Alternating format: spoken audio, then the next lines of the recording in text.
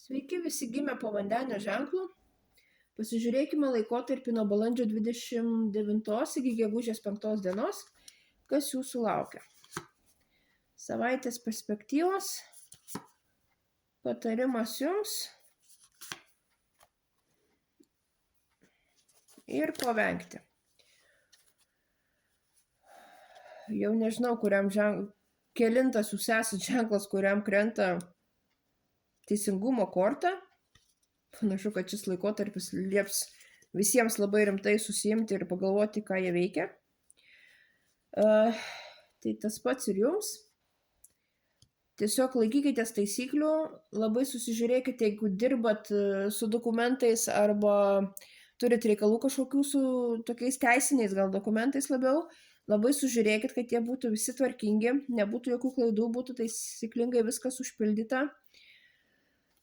Tiesiog labai gerai apgalvokit, ką jūs darot ir kaip jūs darot, nes bent jau šiuo laikotarpiu jums teks atsiimti už savo veiksmus.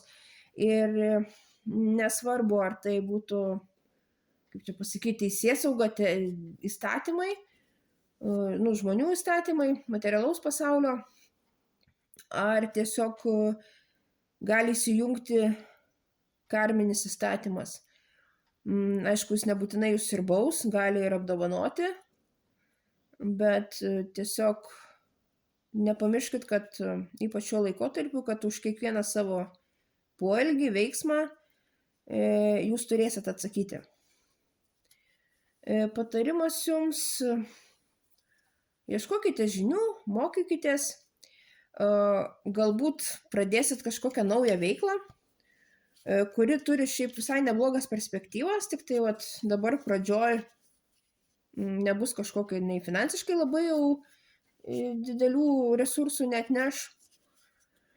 Tiesiog gali netgi vystytis lėčiau, gal ne taip greitai, kaip norėtųsi, bet tiesiog stabiliai, po truputėlį į priekį ir į priekį. Ir ko vengti? Venkite blaškymosi, venkite kažkokio tai užsisvajojimo, nežinojimo, ko noriu, vienu metu dirbimo 20 darbų, tokio skraidimo padebesiais. Aišku, pailsėti reikia visiems, bet neužsisvajokit. Šis laikotarpis iš jūsų labiau pareikalaus tokio tvirtesnio stovėjimo ant žemės ir situacijų valdymo.